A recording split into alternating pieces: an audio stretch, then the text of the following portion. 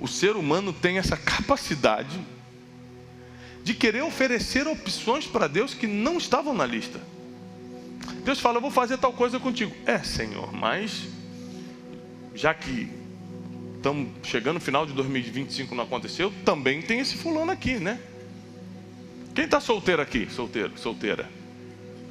Aí você fala, vou esperar em Deus. Mas está acabando 2025, né? Aí como Deus não falou nada, pelo menos tem aquele contatinho, né? Certo. Já quebra um galho. Porque esse Natal eu não passo sozinha. Graças a Deus isso não acontece em São Paulo, mas dizem que pelo Brasil está acontecendo muito. Ou seja, a gente tem um comando divino. A gente se reúne num lugar como esse para escutar uma palavra divina. A gente sabe a promessa que Ele tem para nós, o difícil mesmo é esperar. Porque entre as preocupações e a luta, ainda tem a ansiedade que aflora no nosso coração e rouba a nossa paz. Versículo 2, disse a Abrão, Sarai disse a Abrão, já que o Senhor me impediu de ter filhos, peraí, quem conhece a história de Abrão e Sara? Quem conhece a história de Abrão e Sara? Você que está na internet, você conhece a história de Abrão e Sara? Quem aqui conhece o final da história? Então você que conhece o final dessa história, porque você não conhece o final da tua, mas dessa aqui você conhece, porque está escrito. Deus impediu Sarai de ter filhos? Deus impediu Sarai de ter filhos? Não. Ela teve filho? Então você, porque conhece o final da história, Sarai não sabia o final da própria história, como nós também não sabemos o final da nossa própria, mas como nós lemos e sabemos que ela teve um filho chamado Isaac. Esse versículo é um absurdo. Porque ela, sendo uma mulher de Deus, esposa do pai da fé, diz o seguinte: Deus me impediu de ter filhos. Ela deu um decreto que não era divino. Ela usou a boca dela para declarar algo que Deus não falou. É impressionante como os nossos achismos e conclusões precipitadas por causa da situação passageira que estamos, nos faz abrir a boca para falar coisas que Deus não concorda.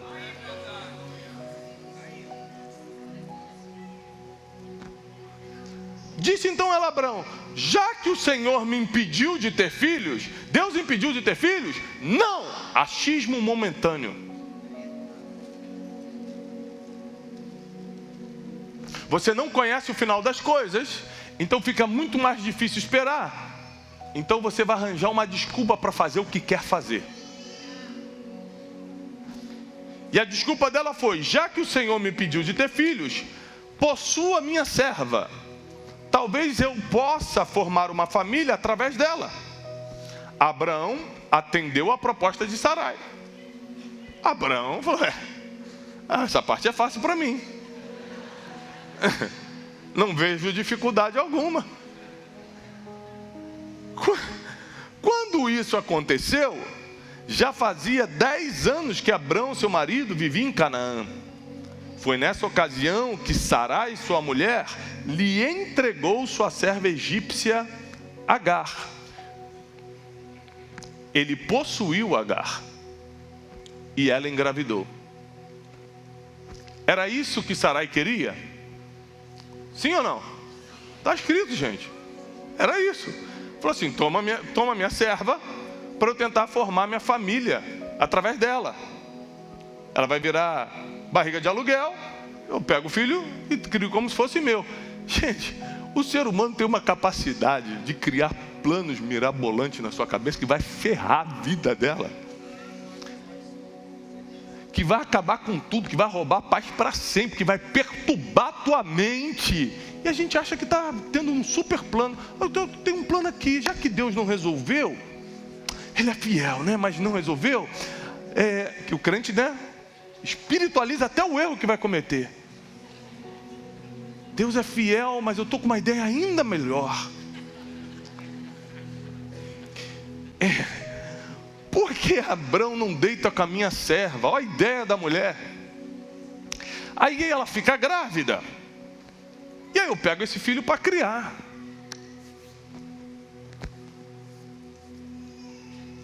Vamos ver então o que aconteceu. Quando se viu grávida, Agar começou a olhar com desprezo para a sua senhora. Você pode tentar controlar suas atitudes, mas você não controla a reação do outro. Então a atitude de Sarai é: toma minha serva e a possua. Quando a serva se viu grávida, falou assim: agora eu estou grávida e você não está. E começou a desprezar a sua senhora. Então Sarai disse a Abrão: caia sobre você. Mulher costuma fazer isso, né? Olha o que ela fala. Ela olha para o inocente do Abrão. Abrão, que tadinho, só obedeceu. Só foi lá e fez o serviço fácil. Caia sobre você a afronta que venho sofrendo. Abrão, como todo marido, falou: eu? Eu só obedeci. A mulher mandou, eu fiz. Agora eu vou ter que pagar o preço? Não, Sarai ficou tão nervosa, porque agora Agar estava afrontando ela, que foi para cima do marido. Graças a Deus isso não acontece na vida real. Mulher jamais faria isso com o marido. Falava assim: você é o culpado. Caia sobre você essa afronta. Essa afronta que eu venho sofrendo. Coloquei minha serva em seus braços, e agora que ela sabe que engravidou, despreza-me. Que o Senhor julgue entre mim e ti. Abraão falou: meu Deus do céu, agora estou condenado pela ideia que você deu.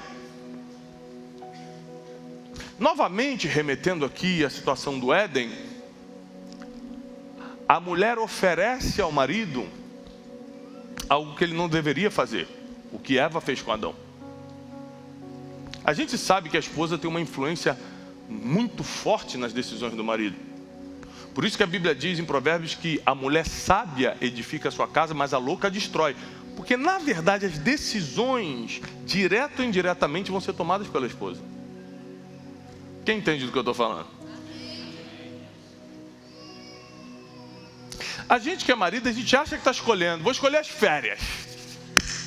Vamos para a praia. A esposa: esse ano queria tanto ir para o friozinho. Eu falei: isso, vamos para o friozinho.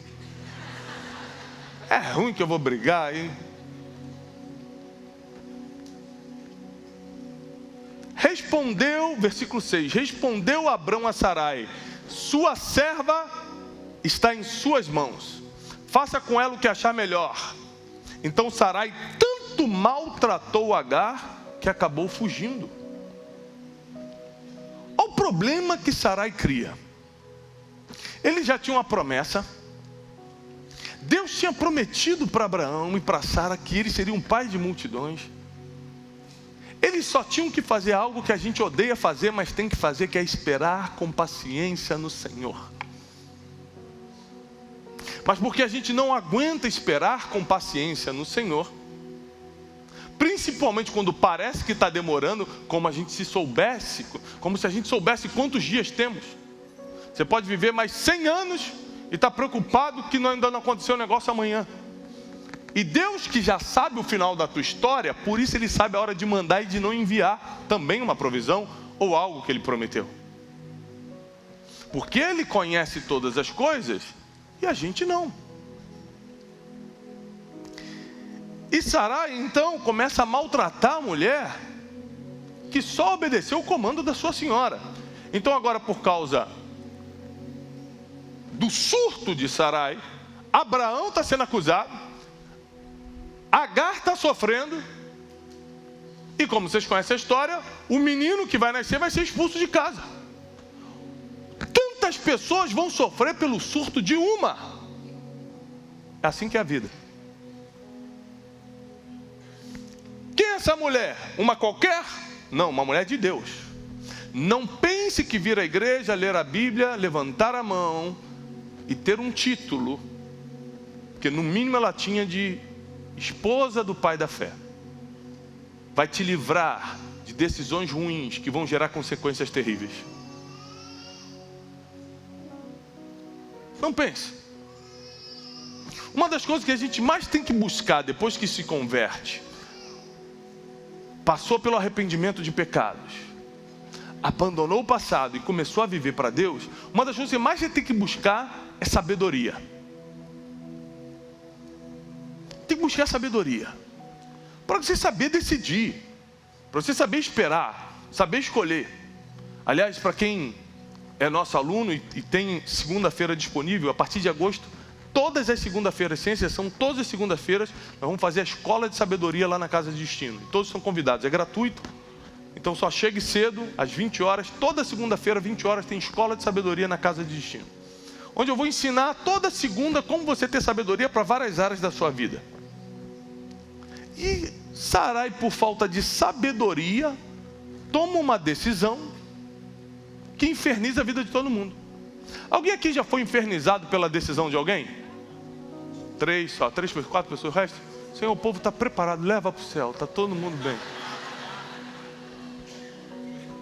Tu está trabalhando numa empresa, o patrão muda uma regra, aí acaba com a tua vida, acaba com os teus horários, acaba com a tua perspectiva. Eu lembro que meu pai serviu a Marinha há muitos anos, e no final da carreira militar, você recebia um upgrade automático quando se aposentava. No ano, ou um ano, poucos anos antes dele se aposentar, o governo mudou a regra.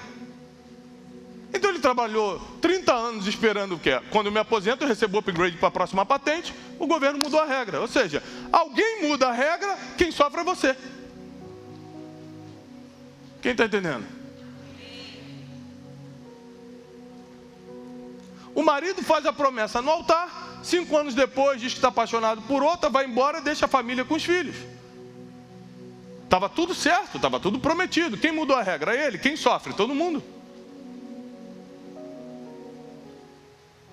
Então nós estamos num mundo que é injusto. Justo é só Deus. O mundo que a gente vive, a vida que a gente tem, é injusta. E você precisa aprender a lidar com as injustiças que a vida oferece. Você imagina que Agar não fez nada, ela era só uma serva e agora está sendo maltratada. Abraão não fez nada, só pediu o que a esposa fez e agora está sendo afrontado. Ismael não pediu para nascer e vai ser expulso. Tudo por causa de uma decisão impaciente. Versículo 7. Deus vai se meter no problema. Porque uma família, mesmo que esteja errando, se está andando com Deus, tem esse benefício. Deus se mete. Tiago, para que eu venho à igreja? Para que eu escuto palavra? Para que eu sou discipulado então? Se eu sou tão errante e posso tomar uma decisão que vai me prejudicar. É que mesmo que tome, se você realmente anda na presença de Deus, Deus intervém. Essa é a nossa esperança, porque quem é bom o suficiente para nunca errar? A nossa esperança é que apesar de ser pecador, apesar de ser limitado, apesar de ser humano, apesar de ser feito de carne, eu tenho um Deus que intercede por mim. Então no versículo 9, disse-lhe então o anjo do Senhor a Agar. Perguntou, versículo 7, voltamos. O anjo do Senhor encontrou Agar perto de uma fonte no deserto a caminho de Sur. O anjo do Senhor teve que ir atrás da Agar, que tinha fugido de raiva. Deus teve que se meter no problema. E perguntou-lhe, Agar, serva de Sarai, de onde você vem e para onde você vai? Respondeu ela, estou fugindo de Sarai, a minha senhora. Disse-lhe então o anjo do Senhor, volte à sua senhora e sujeite-se a ela. E disse mais um anjo, multiplicarei tanto. Presta atenção, Deus nunca vai deixar alguém sofrer injustamente sem recompensa celestial. Você pode olhar a Bíblia de Gênesis e Apocalipse. De que lado Deus está? De quem foi injustiçado. De que lado Deus está? Do oprimido. De que lado Deus está? Do mais pobre. De que lado Deus está? Do mais fraco. De que lado Deus está? Do que não pode se defender. Sempre foi assim. Por isso, nunca seja injusto com alguém que não pode se defender. Nunca maltrate quem nunca vai conseguir da mesma forma revidar, porque Deus sempre vai ficar do lado do fraco, do oprimido, do órfão e da viúva, está escrito. Seja uma pessoa que ajuda os pobres, porque a Bíblia diz que aquele que ajuda o pobre recebe-se galardão, recompensa do Senhor. Ou seja, ele sempre vai estar do lado mais fraco. E quando Deus vê Agar sendo injustiçada, porque ela não fez nada para ser maltratada daquela forma, e ela foge da casa de Sarai, Deus vai lá e se mete na situação. E para confortar Agar, porque Deus não fica devendo nada para ninguém, faz um juramento para ela: multiplicarei tanto os seus descendentes que ninguém os poderá contar. Disse-lhe ainda o anjo do Senhor: você está grávida e terá um filho e lhe dará o nome de Ismael, porque o Senhor a ouviu em seu sofrimento. Ou seja, a mulher era uma serva, foi injustiçada, maltratada, e ainda assim quando fugiu, estava orando. Por que o anjo apareceu? Está aqui, ó. Porque Deus ouviu a oração dela enquanto ela estava em sofrimento. Por isso que o apóstolo Paulo nos ensina: orai sem... Você tem que orar quando está feliz, tem que orar quando está triste, tem que orar quando está em sofrimento, tem que orar quando está no melhor restaurante, tem que orar quando não tem nada para comer, tem que orar quando está no carro, quando está no ônibus, quando está no metrô, tem que orar o tempo todo. Porque você não sabe qual dessas orações Deus vai pegar e vai falar: anjo, desce lá a favor dele, por favor. Eu ouvi suas orações. E a de Agar está dizendo: eu ouvi suas orações quando você estava em sofrimento. Ou seja, Sara também estava em sofrimento, mas ao invés de orar como Agar, decidiu dar um jeitinho. No sofrimento você não decide nada. No sofrimento você se ajoelha e ora. No sofrimento você não toma decisão. No sofrimento você recorre a quem conhece o futuro.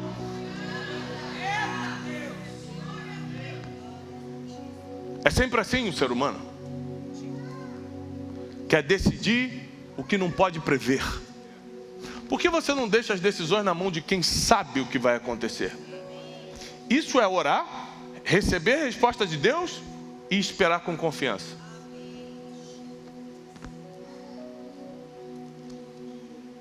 Porque o Senhor a ouviu em seu sofrimento, versículo 12, ele será como jumento selvagem, sua mão será contra todos e a mão de todos contra ele, e ele viverá em hostilidade contra todos seus irmãos. Apesar de dizer que ele seria frutífero, ia multiplicar, né, tal, mas também disse que ele teria uma vida de guerras. Alguém sabe de que povo o anjo está falando aqui? O povo árabe. Que é de onde vem, o povo árabe vem de Ismael. O povo judeu vem de Isaac. Então um anjo já profetizou tudo que está acontecendo há milênios. Você vai ser grande, você vai ser próspero, só que será como um jumento selvagem. Você vai estar contra todos, todos estarão contra vocês, você vai viver em hostilidade contra todos os seus irmãos. Este foi o nome que ela deu ao Senhor que lhe havia falado: tu és o Deus que me vê, pois dissera: teria eu visto aquele que me vê? Por isso o poço que fica entre Cádiz e Bered foi chamado de Beer-lahai.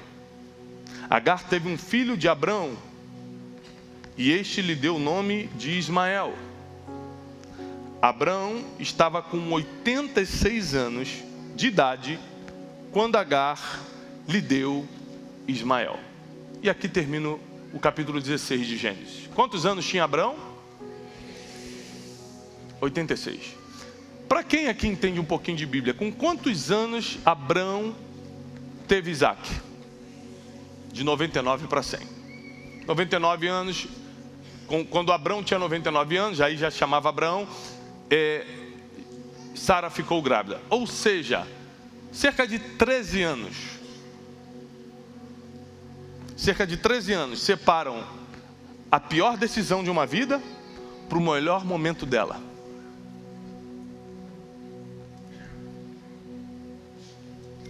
Foi mais ou menos 13 anos, para quem já fez as contas, que José ficou no Egito como escravo.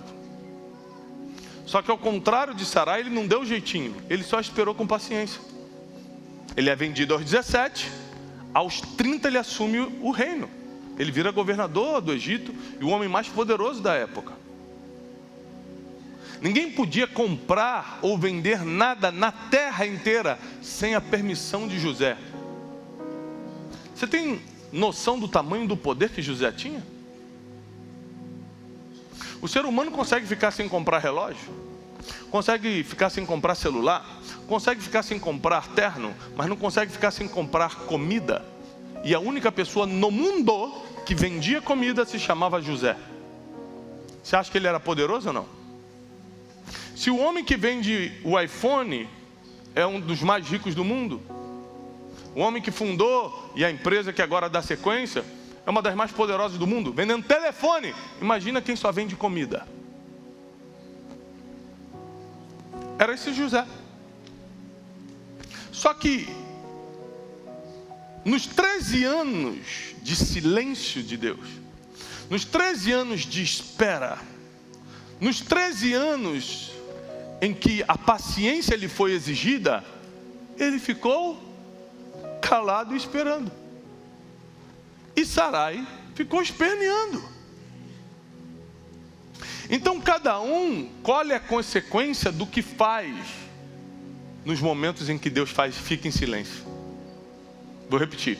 Cada um colhe as consequências daquilo que faz quando Deus fica em silêncio.